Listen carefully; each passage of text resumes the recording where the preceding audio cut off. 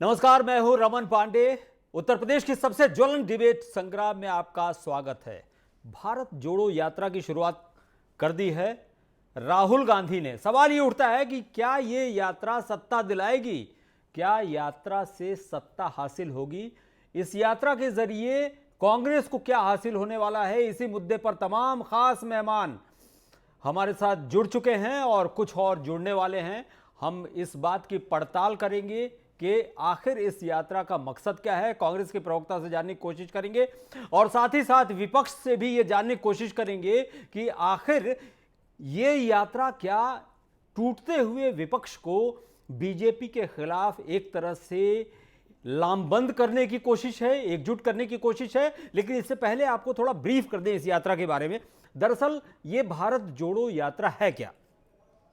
कन्याकुमारी से यह यात्रा शुरू होगी और लगभग 3570 किलोमीटर का सफर तय करके 150 दिनों बाद श्रीनगर में यह यात्रा खत्म होगी। तमाम राज्यों से होकर गुजरेगी, केंद्र शासित प्रदेशों से होकर गुजरेगी और कांग्रेस पार्टी का कहना है कि जिन यात्रों से ये यात्रा नहीं गुजरेगी, जिन इलाकों से होकर, वहां भी कम से कम सहायक यात्राएं निकाली जाएंगी।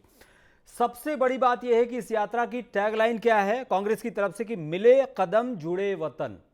यात्रा की यह टैगलाइन है और इसके साथ ही साथ कांग्रेस ने इस यात्रा को लेकर एक सॉन्ग भी रिलीज किया है। तो कुल मिलाजुला के देखना यह है कि ये यात्रा क्या काम करेगी। जहां तक कांग्रेस कहती है कि इस यात्रा का मकसद है कि अन्याय के खिलाफ लड़ाई, भेदभाव के खिलाफ खड़े होना और जुल्म के खिलाफ एकजुट होना। लेकिन इस यात्रा का मकसद असली क्या है, ये विपक्ष से भी जानने की कोशिश करेंगे और साथ ही साथ ये भी जानने की कोशिश करेंगे कि क्या 2024 में ये यात्रा 2024 के पहले विपक्ष को एक प्लेटफॉर्म पर लाने की कोशिश कर पाएगी। इसलिए कि विपक्ष का कहना है कि उनकी बात सुनी नहीं जाती, मीडिया उनकी बात नहीं सुनता है, इसलिए ये जनता का प्लेटफॉर्म चुन रहे हैं। तो इस डिबेट को आगे बढ़ाएं उससे पहले आपसे मेहमानों को परिचय करा देते हैं। ओंकार सिंह जी जो कि वरिष्ठ प्रवक्ता हैं कांग्रेस के, आपका बहुत बहुत स्वागत है, आप हमारे साथ जुड़े हुए हैं। इनके अलावा ओपी यादव जी जो कि राजनीतिक विश्लेषक हैं, वो भी हमारे साथ जुड़े हुए हैं, आपका भी बहुत बहुत स्वागत है। दो और खास मेहमान हमारे साथ जुड़ेंगे, ओपी सिंह जी जो कि प्रवक्ता हैं बीजेपी के, उनका भी स्वागत करेंगे हम और उनसे भी उनकी राय जानेंगे। और इनके अलावा कपीश श्रीवास्तव जो कि समाजवादी पार्टी के प्रवक्ता हैं, उनसे भी उनकी राय जानने की कोशिश करेंगे। इस डिबेट की शुरुआत करें उससे पहले आपको इस भारत जोड़ो यात्रा को लेकर तमाम राजनीतिक दलों का जो बयान आ रहा है वो सुनवाते हैं। भारत जुड़ा हुआ है पर भारत बांटने की कोशिश जाति और धर्म के नाम पर, आर्थिक अस्तर के नाम पे भाजपा कर रही, उसके खिलाफ ही है। समाज को जो बांटने का काम कर रही है भारत में, उसके खिलाफ। देश को जोड़ने का सवाल नहीं है ना, उनको दोबारा नेता बनाने की कवायद है। तो ईमानदारी से बोले ना इस बात को। तो इसके लिए देश जोड़ने की बात की जा रही है। अगर कांग्रेस पार्टी का यही स्टैंड है तो हम ये जानना चाहेंगे कि राहुल गांधी को कितनी बार रिलॉन्च किया जाएगा। राहुल गांधी जी ने साबरमती आश्रम की शुरुआत करी है। गांधी जी के सत्य अहिंसा का संदेश लेके चल रहे वो देश के लिए।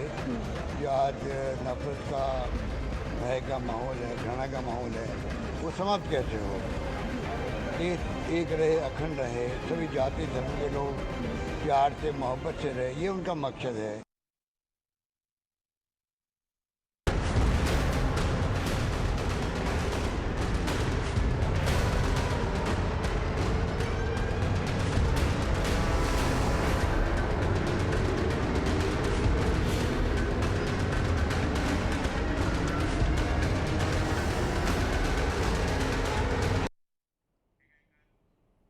तो दो बयान सुने आपने, एक कांग्रेस पार्टी की तरफ से बयान था, दूसरा बीजेपी की तरफ से बयान था। कांग्रेस का यह कहना है कि एकजुट करने की कोशिश है और जहां जनता एकजुट होती है तो कहीं ना कहीं वो 2024 के इलेक्शंस के पहले कहीं ना कहीं विपक्ष एकजुट होता नजर आएगा, ऐसा उनका मानना है, भले वो प्रत्यक्ष रूप से इस बात को एक्सेप्ट न करें। दूसरी तरफ रविशंकर प्रसाद का कमेंट था, उनका ये कहना था कि इससे कुछ नहीं होने वाला है, और बीजेपी की तरफ से ये भी रिएक्शन आ रहा है कि ये बेसिकली ये यात्रा जो है गांधी परिवार बचाओ आंदोलन है और एक तरह से फिर से रिप्रोजेक्ट किया जा रहा है राहुल गांधी जी को। हमारे साथ तमाम मेहमान मौजूद हैं। सबसे पहले रुख करते हैं ओंकार सिंह जी का, जो कि प्रवक्ता हैं कांग्रेस के। ओंकार जी, इस यात्रा का मकसद क्या है? इसलिए कि राहुल गांधी जी का जो बयान आया था उसका मंतव्य सीधा सीधा यही है। उनका यह कहना था कि हमें सीधा जनता के बीच में जाना पड़ेगा। उनका यह भी कहना था कि मीडिया हमारा नहीं, संसद में हम बोल नहीं सकते। अब कांग्रेस पार्टी और बाकी विपक्ष के पास सिर्फ एक ही रास्ता है, वो जनता के बीच जाकर उनको देश की सच्चाई बताए। क्यों इतने मजबूर महसूस कर रहे हैं? भाई, आप भी देख रहे होंगे। सबसे पहले तो आपके इस चैनल में पहली बार आ रहा हूं, आपको बहुत बहुत बधाई हो। और आपका ये कार्यालय भी बहुत अच्छा लगा मुझे, शुभकामनाएं मेरी आपको। बहुत बहुत धन्यवाद आपका। जहां तक आपने पूछा राहुल गांधी जी के बारे में, मजबूरी नहीं है, दुख है। और दुख ये है कि देश का संविधान नष्ट किया जा रहा है, लोकतंत्र तबाह हो रहा है, और हम जनता के पास इसलिए जा रहे हैं कि जनता की भावना को भी देखना चाहते हैं, क्या वो इस प्रणाली से संतुष्ट है। अगर संतुष्ट है तो हमें कुछ कहने की आवश्यकता ही नहीं है। नहीं, कौन सी प्रणाली की बात कर रहे हैं? आज जिस तरह से संविधान को तोड़ा मरोड़ा जा रहा है, संस्थाओं पे कब्जा किया जा रहा है, जिस तरह से ईडी और सीबीआई के ऑफिसेज जो हैं, इनकम टैक्स के ऑफिसेज जो हैं, वो सरकारी क्या कहते हैं तोते का काम कर रहे हैं, जिस तरह से जो उनके आदेश से कर रहे हैं, ये नहीं देख रहे हैं लेकिन इस यात्रा से होगा क्या? इस यात्रा से मैं बता रहा हूँ, इस यात्रा से क्या होगा मैं बता रहा हूँ जी। इस यात्रा से ये होगा कि लोगों की भावनाओं को समझा जाएगा, मिलजुल के उनसे बात करेंगे, उनको वस्तुस्थिति से कुछ हम अवगत कराएंगे, कुछ वो हमको अवगत कराएंगे, और उस समस्या का समाधान क्या होगा उनसे भी कुछ जानेंगे और कुछ हम अपना भी सोचेंगे। अच्छा, क्या आपको नहीं लगता कि विपक्ष एक तरह से एकजुट नहीं दिख रहा है? नीतीश कुमार अलग तैयारी कर रहे हैं, केजरीवाल बोल रहे हैं कि वो किसी भी अलायंस का पार्ट नहीं बनेंगे। तो कहीं ना कहीं 2024 के इलेक्शन के पहले जिस तरीके से विपक्ष एकजुट नहीं दिख रहा है, आपको क्या लगता है कि कहीं ना कहीं एक टफ फाइट नहीं दे पा रहा है विपक्ष? नहीं, एक जो योजना चल रही है, एक विचारधारा चल रही है कि सभी विपक्षों को एक प्लेटफॉर्म पे आना चाहिए। लेकिन केजरीवाल ने तो साफ मना कर दिया है। ठीक है, उनकी अपनी धारणा है, वो अपना कर रहे हैं, कोई बात नीतीश नहीं, कुमार अलग सपने देख रहे हैं। नहीं, नीतीश कुमार जी तो सबके साथ ही हैं। नीतीश बाबू ने तो कोई ऐसी बात कही नहीं, और सपने देखना कोई बुरी बात नहीं है, सपने नहीं देख रहे, उनका प्रयास है सब एक मंच पर आए, और एक मंच पे आएंगे। लेकिन लीड तो वही कर रहे हैं ना, जाहिर सी बात है, लीड कर रहे हैं तो एक्सपेक्टेशंस भी ज्यादा होंगी। वो तो समय बताएगा ना, एक्सपेक्टेशन बहुत सी होती है। वो बिहार के रहने वाले हैं, जयप्रकाश जी ने भी लीड किया था जनता पार्टी का आंदोलन, लेकिन उनको एक्सपेक्टेशन। चलिए, ओपी यादव जी हमारे साथ जुड़े हुए हैं। ओपी यादव जी, एक बहुत इंपॉर्टेंट बात कही है राहुल गांधी जी ने। राहुल गांधी जी ने कहा है कि पिछले 8 सालों में नरेंद्र मोदी जी ने हिंदुस्तान को कमजोर करने का काम किया है। आपसे रिएक्शन चाहेंगे इस बात पर? देखिए, राहुल गांधी जी ने जो खासकर प्रधानमंत्री पर आरोप लगाया कि 8 साल में कमज़ोर हुआ है। देखिए, हम चर्चा करने बैठे हैं कांग्रेस की यात्रा पर जी। इसके पहले भी आप 1990 का दौर देखिए, राजीव जी ने एक यात्रा निकाली थी उत्तर प्रदेश में, और उस सद्भावना यात्रा, उस यात्रा का बहुत बढ़िया रिस्पांस मिला था। और 91 के नतीजे आप देखिए, पार्लियामेंट के नतीजे, नरसिम्हा राव साहब के नेतृत्व में कांग्रेस ने सरकार बनाई थी। चंद्रशेखर जी ने भी एक बड़ी यात्रा देश भर में निकाली।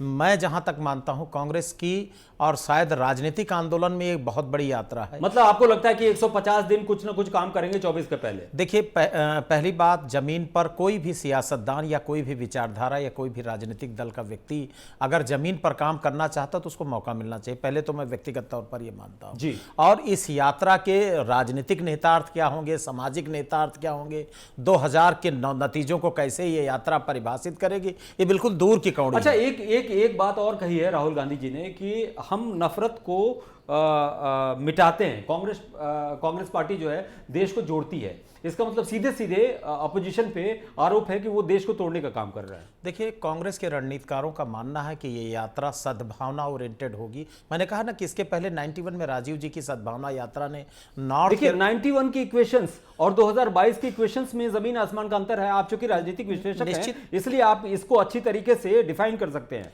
देखिए, बीजेपी ने बहुत जबरदस्त राजनीतिक तौर पर चुनौतियां अपोजिशन के सामने, जैसे हम लोग अभी चर्चा कर रहे थे कि देश एक जमाना था गैर कांग्रेसवाद के देश में बात हो रही थी, अब देश गैर भाजपावाद नॉन बीजेपीज्म की तरफ बढ़ रहा। लेकिन जैसे आप अभी खुद उसको एक्सेप्ट कर रहे थे कि जैसे चंद्रशेखर राव, अरविंद केजरीवाल, ममता बनर्जी, जिन राज्यों में क्षेत्रीय दलों जो रीजनल पार्टी का मुकाबला सीधे कांग्रेस से है, उनको थोड़ा हिचक है। लेकिन मैं ओमकार नाथ सिंह की बात से पूरी तरह इत्तेफाक रखता हूं कि गंगा यमुना से अभी बहुत पानी बहना बाकी है। 2024 का मतलब 15-16 महीने का असाइनमेंट है पॉलिटिकल पार्टीज के पास। तो जिस तरह नीतीश कुमार जी मूवमेंट कर रहे हैं, जैसे दिल्ली की उनकी मूवमेंट को देखिए, वो शरद यादव जी के यहाँ पहुंचे। एक जमाने में शरद यादव जी एनडीए के संयोजक हुआ करते थे, बिल्कुल। तो और उसके बाद केजरीवाल साहब के यहाँ वो भोजन कर रहे हैं, कम्युनिस्टों के नेताओं से मिल रहे हैं, मुलायम सिंह जी के यहाँ जा रहे हैं, अखिलेश यादव जी से मिल रहे हैं। तो ये पूरा जॉइंट अपोजिशन की जो अवधारणा है उस पर नीतीश बाबू काम कर रहे हैं। और मैं मानता हूँ कि देश में जो अपोजिशन की पॉलिटिकल पार्टीज हैं, अगर यानी आपको लगता है यात्रा से कांग्रेस तो मजबूत होगी, कहीं ना कहीं अपोजिशन को एक मंच पे आने का या एकजुट होने का एक मौका मिलेगा। आपको ऐसा लगता है? सारी विचारधारा, ओंकार जी एक बहुत इंपॉर्टेंट सवाल आपसे पूछना चाहता हूं मैं। बीजेपी पे आरोप लगते हैं और बीजेपी खुद को इस तरह से पोर्ट्रे भी करती है, इस तरह से अपने आप को प्रोजेक्ट भी करती है कि असली राष्ट्रवादी वही है। इसके अलावा और राष्ट्रवाद, सबसे ज़्यादा राष्ट्रवाद की परिभाषा उन्हीं को पता है और सबसे बड़े राष्ट्रवादी वही हैं। इस एजेंडे को और ये जो एक मोमेंटम बना है 2022 में जो बना है या इन दिनों जो बन रहा है पूरे देश में, इसका काट कांग्रेस के पास कैसे है? जनता है और जनता ही नहीं, इसका काट देगी। कैसे आप ये साबित करेंगे कि सब वही इकलौते राष्ट्रवादी नहीं है, राष्ट्रवादी पूरी जनता है, उसमें तमाम पार्टियां आती हैं। आप एक बात बताइए, आज वो राष्ट्रवाद का इतना बड़ा झोल पीट रहे हैं, देश आज़ाद किसने कराया? देश आज़ाद तो कांग्रेस पार्टी ने कराया ना, उस समय की जनता ने कराया। वह उस समय की जनता के पास राष्ट्रवाद नहीं था क्या? राष्ट्रीयता नहीं थी? नहीं, लेकिन तो परसेप्शन तो यही बना है ना? नहीं, परसेप्शन वो बना रहे हैं, बन नहीं रहा है, वो बना रहे हैं। नहीं, लेकिन जो समझदार आदमी है, उसका रिपरकशन तो हो रहा है ना, जो समझदार उनको लीड मिल रही है सर। मित्र, जो समझदार आदमी है वो इस चीज को जानता है कि राष्ट्रवाद ये ढकोसला है। जब देश आजाद हुआ तो बिना राष्ट्रवाद ढकोसला है। हमारे साथ दो और मेहमान जुड़ चुके हैं, ओपी सिंह जी, प्रवक्ता बीजेपी। ओपी सिंह जी, सबसे पहला रिएक्शन, पहली बात तो आपका बहुत बहुत स्वागत है उत्तर प्रदेश की सबसे ज्वलन डिबेट संग्राम में। आपसे जानना चाहेंगे, भारत जोड़ो यात्रा, राहुल गांधी का कहना है कि मीडिया उनका नहीं है, संसद में उनकी सुनी नहीं जाती है, इसलिए सीधा संवाद जनता से वो स्थापित करना चाहते हैं ताकि जिस तरीके से जो देश को तोड़ने का काम हो रहा है बकौल राहुल गांधी, उसको कहीं ना कहीं रोका जा सके और जो नफरत का माहौल है बकौल राहुल गांधी, उसको ठीक किया जा सके। 150 दिन की यात्रा है, 3750 किलोमीटर इनको चलना है और कुल मिला जुला के ये कन्याकुमारी से शुरू होकर श्रीनगर में खत्म होगी। इसके पॉलिटिकल मायने आपको क्या दिखते हैं?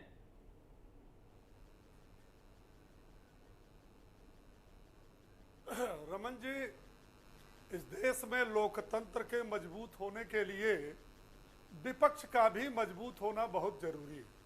और मुझे बड़ी खुशी है कि राहुल गांधी जी, जो अक्सर आप देखते हैं इटली और विदेश की यात्रा करते रहते हैं, कम से कम अपने इस नहीं, उनकी यात्रा में आपको आपत्ति क्या है? वो देश में भी घूम लेंगे। नहीं, उनकी यात्रा में आपको आपत्ति क्या है? राहुल गांधी सुनिए, राहुल गांधी इसके पहले उनके पिताजी भी, राजीव गांधी भी यात्रा करते थे और राहुल गांधी भी तमाम जगहों पे घूमते हैं। अगर वो इटली जा रहे हैं, विदेश जा रहे हैं, तो बीजेपी के लोग भी तो जाते हैं, इसमें आपको आपत्ति क्या है? अरे भाई, मैंने तो शुभकामना प्रकट किया रमन जी, आपने मेरी बात ध्यान से सुना नहीं। मैंने तो कहा मेरी शुभकामना है उनकी इस पदयात्रा के प्रति। लेकिन रमन जी, एक मिनट जी, मेरी बात सुन लीजिए, उसके बाद आप बोले और सवाल पूछे तो ठीक है, लेकिन एक बात और है, कांग्रेस समय समय पर इवेंट करती रहती है, पूरा देश देख रहा है। नहीं, बीजेपी तो सबसे बड़ी, याद होगा रमन जी, बीजेपी पर सबसे बड़ा आरोप लगता है कि वो सबसे बड़ी इवेंट मास्टर है। आप बोल रहे हैं कांग्रेस की बीजेपी तो सबसे बड़ी इवेंट मास्टर है, ऐसा विपक्षी बोलते हैं। जी, मैंने कहा खाट यात्रा की चर्चा किया, बीजेपी क्या करती है इसका निर्णय देश करती है, देश की जनता करती है, और देश की जनता लगातार 2014 से कर रही है। आप देखिए ना, दोनों अगर आप इवेंट कर रहे हैं तो दोनों के इवेंट में फर्क है। एक इवेंट को जनता नकार दे रही है और एक इवेंट को जनता समर्थन दे रही है। इसकी वजह सही अर्थ में सोचिए। ओपी सिंह जी, इसकी वजह लोग यही बताते हैं कि बीजेपी इकलौती ऐसी पार्टी है जो अपने आप को ही राष्ट्रवादी समझती है कि पूरे देश में बीजेपी के अलावा कोई राष्ट्रवादी नहीं है, और यही वजह है कि उसकी इवेंट सक्सेसफुल होती है, ऐसा विपक्ष आरोप लगाता है। हमारे साथ कपीश श्रीवास्तव जी जो कि प्रवक्ता है सपा के, वो भी जुड़ चुके हैं। कपीश जी, आपका बहुत बहुत स्वागत है। कपीश जी, इस यात्रा के क्या मायने हैं, क्या फर्क पड़ेगा 24 के इलेक्शंस में? देखिए, कांग्रेस पर निश्चित तौर पे एक राष्ट्रीय पार्टी होने के नाते विपक्ष बहुत बड़ी जिम्मेदारी, और हम समझते हैं कि इस यात्रा से कांग्रेस भी मजबूत होगी और विपक्ष भी मजबूत होगी। और ये यात्रा कांग्रेस कर रही है तो इसका मतलब ये नहीं है कि वो सिर्फ कांग्रेस करे, उसका हर प्रांत में कहीं ना कहीं सहयोग मिलेगा, हम सारे लोग सहयोग करें। और दूसरी चीज, हम लोग स्वयं तमाम मुद्दों को लेकर के देश जोड़ने की बात जो करते रहे हैं उसको अभी आगे समाजवादी पार्टी भी करें। मैं तो इस बात को लिए प्रसन्नता व्यक्त करता हूं कि आज जो विपक्ष के अंदर धीरे धीरे एकता दिखाई दे रही है वो 2024 में भारत के निर्माण में सहयोगी होगी, क्योंकि वर्तमान समय में अगर कोई खतरा है देश को तो भारतीय जनता पार्टी की सरकार से इस देश के संविधान को खतरा है।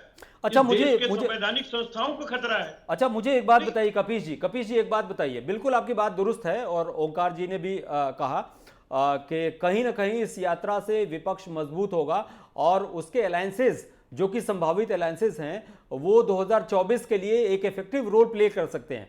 लेकिन यहां पे एक जिक्र आता है मिस्टर केजरीवाल का, वो कहीं ना कहीं अलग थलग हैं। अब पता नहीं क्या स्ट्रेटेजी है उनकी, लेकिन आपको क्या नहीं लगता कि अगर केजरीवाल भी साथ होते तो शायद कहीं ना कहीं एक और मजबूत अलायंस बनता?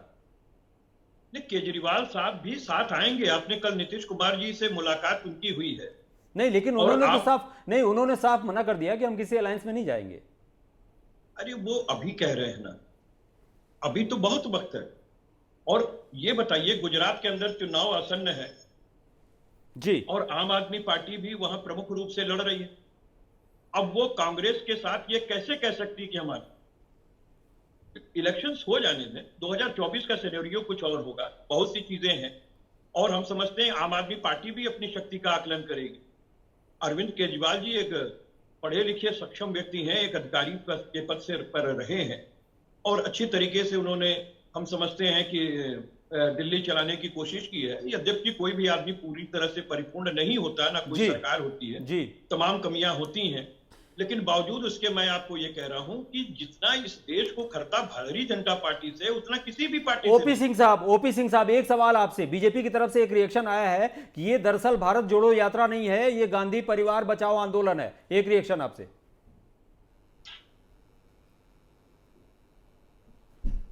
रमन जी बिल्कुल सही कहा है। इसके पहले भी आपने मुझसे जो सवाल किया उसका पूरा उत्तर लिया नहीं आपने। ये देखिए, एक्चुअली ये है रमन जी कि इस यात्रा के पीछे की कहानी को समझिए। ये किस परिस्थिति में कब ये यात्रा निकाली। मैंने तो कहा कि इस यात्रा के प्रति मेरी शुभकामना है। विपक्ष का भी लोकतंत्र में मजबूत होना चाहिए। नहीं, आप परिस्थितियां बताइए। तो पहले ही कहा, लेकिन इसके पीछे की कहानी सुनिए। बताइए। परिस्थितियां ये है कि जो नेता अपनी पार्टी को नहीं जोड़ पाया, जो अपने को खुद पार्टी से नहीं जोड़ पाया, जो पार्टी 2019 से पूर्णकालिक अध्यक्ष नहीं दे पाया, जो नेता, ये देखिए, ये जो भारत जोड़ो यात्रा है ये एक्चुअली रमन जी राहुल गांधी कांग्रेस जोड़ो फेविकोल यात्रा, ये राहुल को रीलॉन्चिंग करने की यात्रा है। यह आप बताइए, मुझे तो उस शब्दावली पे ऐतराज है। भारत कब टूटा है जिसको आप जोड़ने जा रहे हो? भारत को तो 1947 में इनके नाना ने तोड़ा। उसके बाद जब इनकी सरकार थी, ओंकार जी आपसे तो एक रिएक्शन। जम्मू ओंकार जी कश्मीर ओपी सिंह की बात का आपसे ट्रिपल रिएक्शन। तलाक का समर्थन किया, आतंकवादियों का आपने समर्थन किया, अलगाववादियों का आपने अच्छा समर्थन अच्छा, एक किया। बात बताइए, एक बात मुझे बताइए। लगता ओपी है सिंह साहब, ओपी सिंह साहब, को सुधार चलिए ओपी सिंह साहब, करने के ओपी सिंह लिए साहब, इनको जनता के ओपी सिंह बीच में साहब, जाकर आपने ओपी सिंह साहब, जवाब आप देना चाहिए। ओपी सिंह साहब आपने आरोप लगाया है कि आतंकवादियों का इन्होंने समर्थन किया। एक बात बताइए, जिस समय कंधार हाईजैक के आतंकवादियों को छोड़ा गया था, उस समय किसकी सरकार थी? आप उसकी बात छोड़िए। नहीं, क्यों छोड़े, क्यों छोड़े, क्यों छोड़े? अब आपकी अब उसकी बात क्यों छोड़े?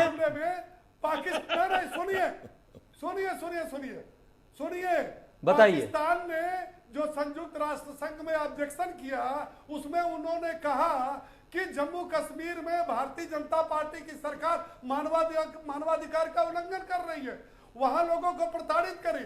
ऐसा इस देश की सबसे बड़ी पार्टी कांग्रेस के नेताओं का कहना। आप पाकिस्तान के मामले में आप समर्थन संयुक्त राष्ट्र संघ में कर रहे हैं, आप दूसरे देशों में जाकर कहते हैं कि भारत अच्छा देश पूछे नहीं है। संयुक्त राष्ट्र संघ में कांग्रेस गई थी या इनकी सरकार गई थी? ओंकार जी आप बोल सकते हैं। ओपी भाई, ये क्या जोड़ेंगे? ओपी भाई, ये नहीं जोड़ेंगे। अरे ओपी भाई सुन लीजिए, हुए जनाधार को जोड़ने के लिए सुन लीजिए, सुन लीजिए। अच्छा एक बात बताइए, मुझे एक चीज समझ में नहीं आती। ओपी यादव जी, ओंकार जी, आप दोनों से एक सवाल पूछना चाहता हूं। नहीं, मैं जरा इनकी बात का जवाब जी दे जी, दूं। बोलिए। ओपी भाई कह रहे हैं कि संयुक्त राष्ट्र संघ ने जाके कहा। अरे संयुक्त राष्ट्र संघ में जिसकी सरकार होती है उसी के तो नुमाइंदे जाते हैं। आपने किस कांग्रेस के व्यक्ति को भेजा जिसने जाके ये बात कही कि भारतीय जनता पार्टी में मानवाधिकार का उल्लंघन कर रही है वहाँ पर के जम्मू कश्मीर में, जब आप सरकार बनाए हुए थे? पाकिस्तान ने, ओंकार जी मैं आपको याद दिला दूं। अरे भाई आप बताइए ना, सरकार तो आपकी 8 साल से। आप झूठ क्यों बोलते हैं? जो संयुक्त राष्ट्र संघ में आप झूठ क्यों बोलते हैं? मैं समझ नहीं पा रहा हूँ। झूठ मत बोलिए, आप सही बात करिए। आपने कहा कि रीलॉन्चिंग की जा रही है, आपने कहा कि राहुल गांधी की रीलॉन्चिंग की जा रही है। सुन लीजिए, अरे सुनिए, हमारी बात सुन लीजिए। राहुल गांधी जी की रीलॉन्चिंग की जा रही है आपने कहा। जो आदमी 4 बार लगातार MP रहा हो उसको आप रीलॉन्चिंग की बात कर रहे हैं। अच्छा एक बहुत इंपॉर्टेंट सवाल, ओपी यादव जी आपसे एक बहुत इंपॉर्टेंट सवाल। 2019 से आपने अध्यक्ष बना दिया अब तक। ओपी यादव जी से एक बहुत इंपॉर्टेंट सवाल।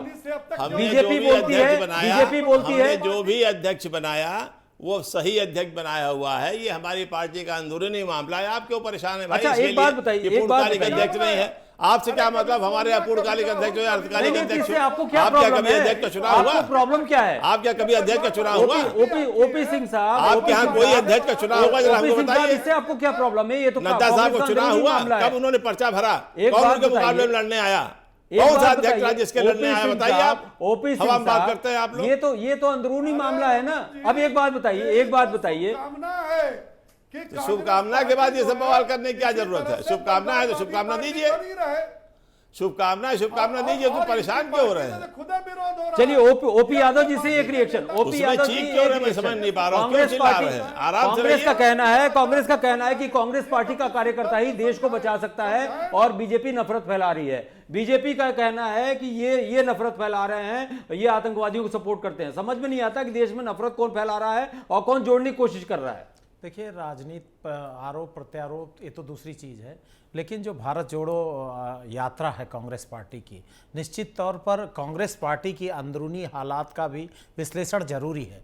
कांग्रेस पार्टी आज की स्थिति में नहीं, लेकिन अंदरूनी हालात का विश्लेषण कैसे होगा? अभी गुलाम नबी आजाद छोड़ के चले गए। सुनिए, आपके उत्तर प्रदेश की कांग्रेस पार्टी की हकीकत आपको बता रहा हूं। आपके प्रदेश अध्यक्ष राज बब्बर पे कमेंट कर रहे हैं कि जो डर गया वो मर गया। सवाल ये है कि कांग्रेस में भी अंदर कहीं ना कहीं बिखराव है। समाजवादी पार्टी पे ये आरोप लगते हैं, ओम प्रकाश राजभर आरोप लगाते हैं कि एसी कमरों में बैठ के ये पॉलिटिक्स करते हैं। तो विपक्ष ऐसे भी एकजुट होगा कैसे?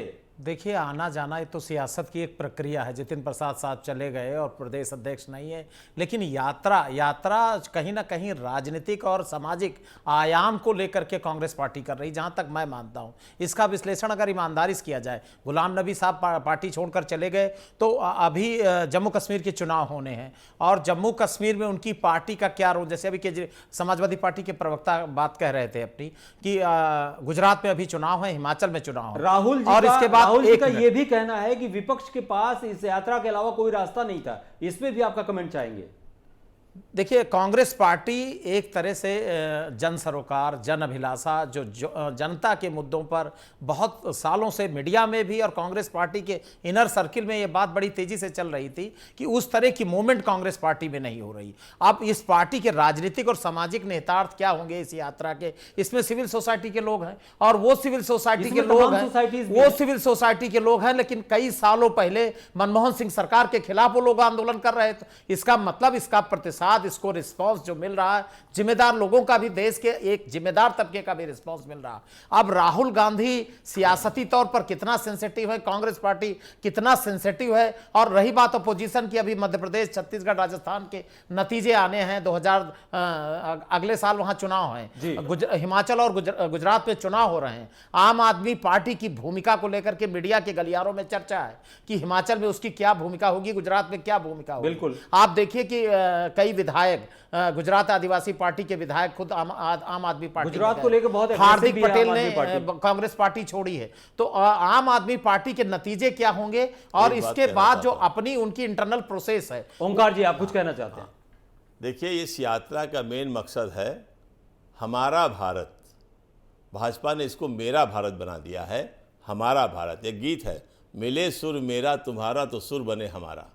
तो इसलिए हम इस देश को फिर से हमारा भारत बनाने की तैयारी कर रहे हैं, और सबको जोड़ेंगे, सबको इकट्ठा करेंगे, समस्याओं का समाधान करेंगे, और एक बार विपक्ष जो है फिर एक ताकत के साथ आएगा और इस सरकार को परास्त करेगा। कपिल श्रीवास्तव जी, ओंकार सिंह जी का यह कहना है कि हमारा भारत, मेरा भारत बना दिया बीजेपी ने। आपका रिएक्शन? एकदम दुरुस्त फरमा रहे हैं, इसमें कहां दो रहा है भाई। जिस मानक के लिए, जिस लोकतंत्र की स्थापना, जिसके लिए हमारे स्वतंत्रता संग्राम सेनानियों ने इतने युद्ध लड़े, इतने बलिदान दिए अपने आप को, आज जो है भारत टूटने के कगार पे रखे। आप बताइए, जो पहले क्यों लगता है आपको क्यों लगता है भारत टूटने के कगार पे क्यों लगता है आपको? रमन भाई, सबसे पहली चीज तो आप यही देखिए, जो ईस्ट इंडिया कंपनी थी, वो जो है वो अंग्रेजों की थी, इनकी वेस्ट इंडिया कंपनी हो गई। सब गुजरात के लोगों के हाथ में पावर उठा करके प्राइवेट व्यक्तियों को दे दिया गया, चंद पूंजीपतियों के हवाले पूरा देश कर दिया गया। ओपी सिंह साहब, लास्ट रिएक्शन आपसे। ओपी सिंह साहब, लास्ट रिएक्शन आपसे। ओपी सिंह साहब, आप बताइए, देश इनको लगता है कि भारत टूटने के कगार पर है। ओपी सिंह साहब, लास्ट रिएक्शन आपसे। नहीं, वो भारत टूटने के कगार पर है, ये उनकी ही मनोदशा है जिनकी पार्टियां खुद टूट चुकी हैं। आप बताइए, भारतवर्ष में एक पार्टी का नाम बताइए जो टूटने की कगार पर नहीं है, चाहे कांग्रेस पार्टी हो। नहीं, ये तो बात सही है, ये आपकी बात बिल्कुल सही है, इसलिए कि सिर्फ और सिर्फ बीजेपी एक ऐसी पार्टी है जिसमें सारे दलों से आए लोगों का शुद्धिकरण होता है। ये तो बिल्कुल सही बात है, सारी पार्टियां टूटती हैं, आप ही की पार्टी में शुद्धिकरण होता है। आप सबका बहुत बहुत धन्यवाद। वक्त की बहुत कमी है, यात्रा सत्ता दिलाएगी या इस यात्रा का क्या रिजल्ट निकलेगा, क्या परिणाम निकलेगा? और जैसा कि ओपी यादव जी ने भी कहा और तमाम हमारे मेहमानों ने भी कहा कि इस यात्रा के तमाम मकसद हो सकते हैं। 1991 में एक यात्रा निकली थी, उसके बाद बहुत फर्क पड़ा था, तो ये यात्रा 24 के चुनाव में क्या फर्क डालेगी ये देखना बाकी है। ओपी सिंह साहब, ओंकार सिंह जी और कपिल श्रीवास्तव, ओपी यादव साहब, आपका बहुत बहुत धन्यवाद। रुकते हैं एक छोटे से ब्रेक के लिए, लेकिन फिलहाल हमें दीजिए इजाजत। नमस्कार।